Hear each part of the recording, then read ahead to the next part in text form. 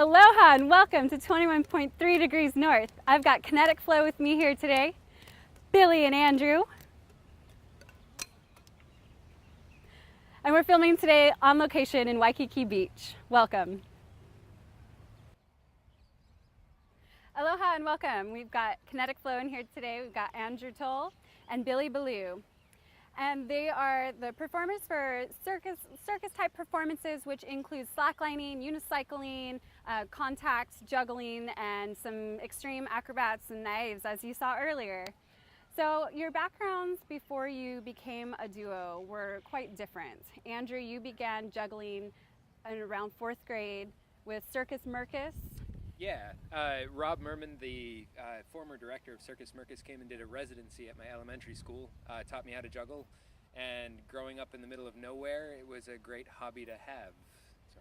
Awesome. And then Billy, you worked with the contact juggling after high school. Tell us a little bit about contact juggling. Yeah, so I started a lot later in life after high school. The contact juggling is a really interesting art form. The reason why they call it contact juggling is because unlike regular juggling, like me and Andrew primarily do, where we're throwing things in the air, contact juggling, mostly the objects stay in contact with your body, so it's a lot about rolling across your arms, across your body, across your hands, and using your fingers to manipulate the object and keeping it in contact rather than tossing it into the air. I've seen that before. It looks really neat, and it seems like there's a lot more going on than that. It's definitely one of those things that it looks a lot easier than it is. Yeah. And so then when you started working together, that was 2010, right? So it's been a few years now. There, yeah. And where have you performed together as Kinetic Flow here in Hawaii? The Iolani Palace. We were performing at Aloha Live while that was here during the summer. Where else? We've done a lot of private events too, at random venues or hotels. Any hotels that, like first birthday parties, they rent out the ballrooms, so we've done a couple of different hotels. We've done some nightclubs, what used to be Soho downtown, Mercury Bar. The Wonder Show there, which is actually now turned into a monthly event every third Saturday. Third Friday. Yep, Third Friday. Yeah, I actually went to the Wonder Show, and that was really amazing. And you guys had a couple different acts in that show. Everybody else had one, but you guys seem to be a little more highlighted. Well, I think that actually stems from our different backgrounds. We have a very different approach individually about how we look at objects and how we look at a routine. Billy comes from a very sort of epic and sort of mystical, perhaps, look at things with contact juggling, and I come from a bit of a sillier background with juggling and a little bit of clowning. So in putting those together, we've come up with quite a bit of material. So how do you develop your acts that you do, your little skits? Like, how does that work? Because sometimes you have the choreography, and other times it's more about the balance with the acro. That's the really fun part, is coming up with the new material, because sometimes it'll be completely random, spur of the moment. We did something or we said something funny during practice, and that becomes like the basis for new acts. Because we're like, that's really funny. Wait, that's really funny. We should do that. And it also comes because we honestly do a lot of research and look at different types of acts that are out there. So we get different ideas. We try out a lot of different things. There's also a lot of stuff that doesn't make it in. Currently, we're working on incorporating a little bit of magic into some of our routines. So we're experimenting quite a bit, and it's been great working together. Do you have any specific influences that you have looked to or plan to look more to? There are too many amazing jugglers to name them all. And actually, a little plug for YouTube. They have expanded the horizons of being able to communicate with jugglers around the world. Which has been a great influence. So European jugglers, South American jugglers, North American jugglers, just folks from all over. It's been great. Oh, I wouldn't think about that, but I guess different countries would have differences, like very particular ways that they juggle, or styles, or even materials that they use. Oftentimes, yeah.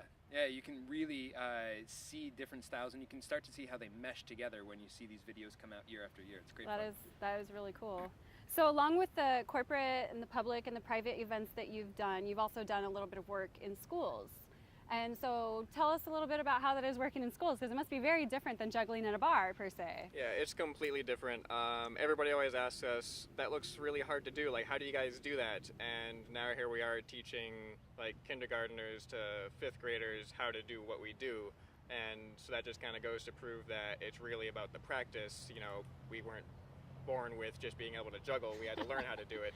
So that's what we're doing with kids now, is we're actually teaching them the foundations of juggling. And it's really interesting to actually see the differences and how they learn, especially we're dealing with a big difference in age group from kindergartners up to like 4th or 5th grade. And obviously different age groups, you have to start off at different levels. You know, the kindergartners are just learning how to catch. I remember starting with scarves when I was in elementary school.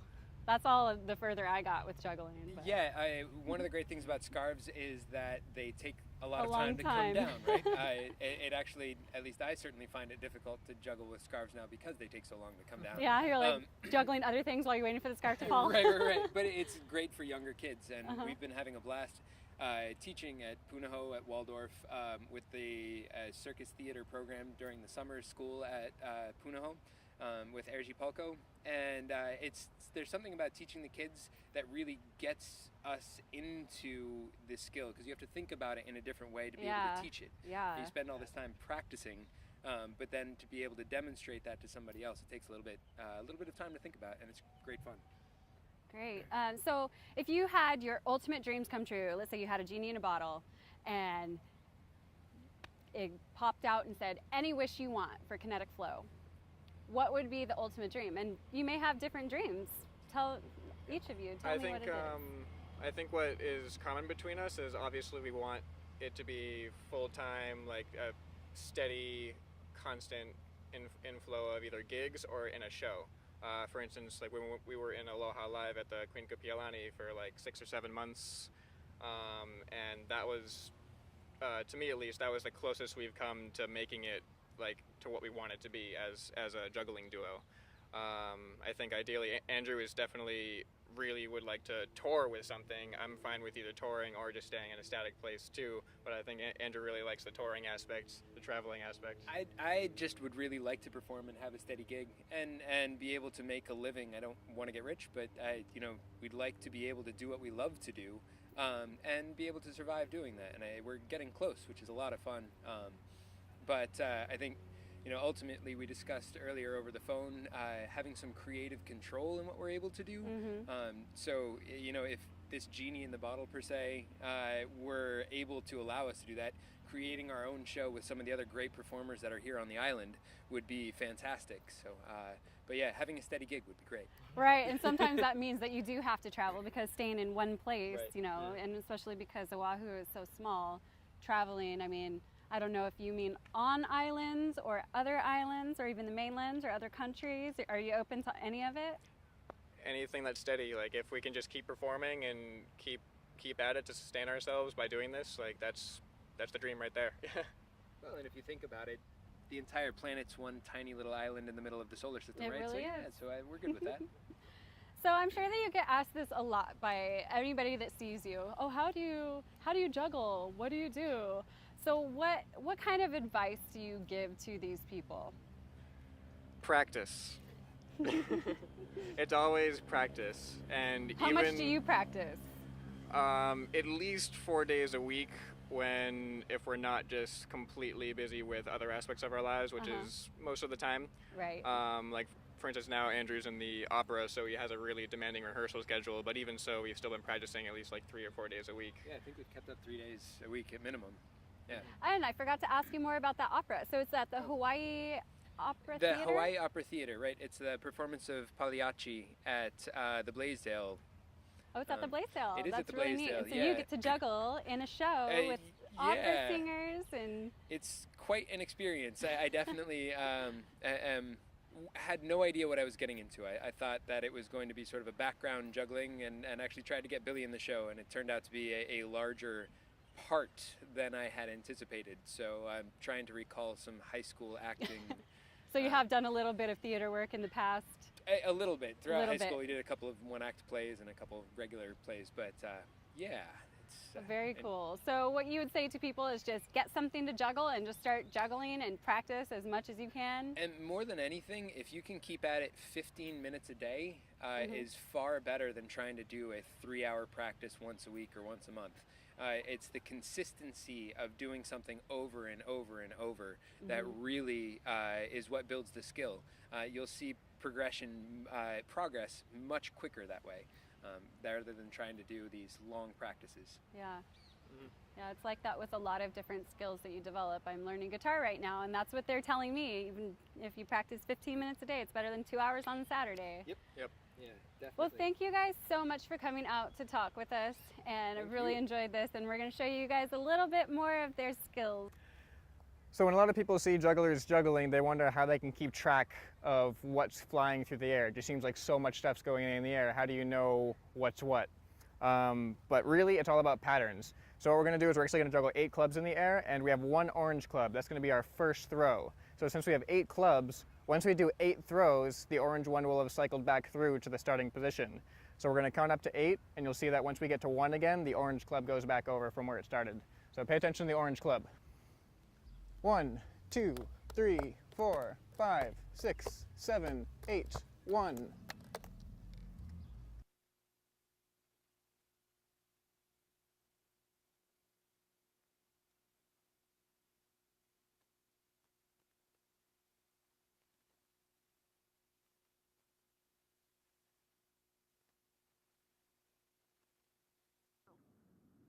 Vibes. Thank you so much for coming down here and joining us here. We love you. I need a hand to hide under. I need some shoes to fill. I need a coat to curl up in so I can dream again. And a broken one so that I can just stand still. Because this whole world is going crazy. I just can't find my place. I got no scheme to come up with, no time to keep up with this rat race. I just wanna make this world a better place for everyone. Don't wanna run the human race.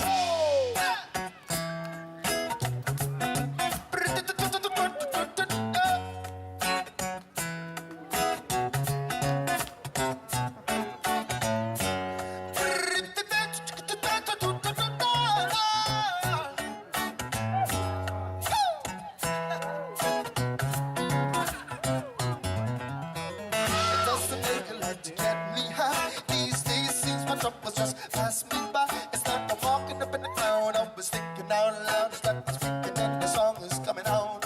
And so I bent right down just to tie my shoes. Then on the pavement it's so hard to keep from getting the blues. But I keep on trying on singing a triumphant song. Giving up 'cause I got nothing to lose. Yeah, the days pass by, people come and people racking up and all learning more with each experience. So my heart goes and my blood goes and feeling night and night. Burning brighter like the sun. I think I like what I have become. So I'm gonna just sit back, relax, and let the river flow. Take me where it's gonna go. And I wanna be just like a leaf and let the gentle breeze.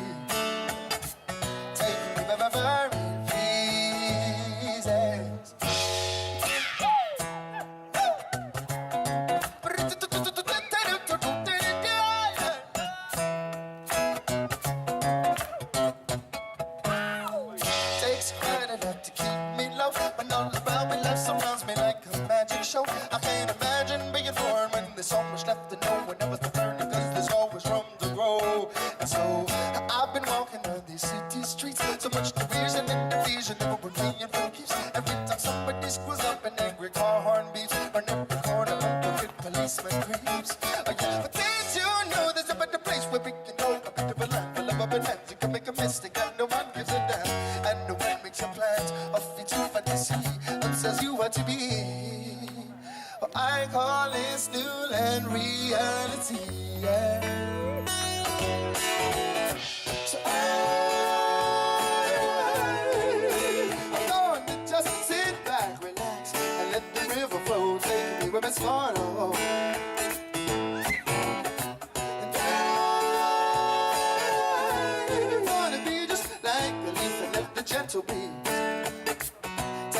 forever pleasing.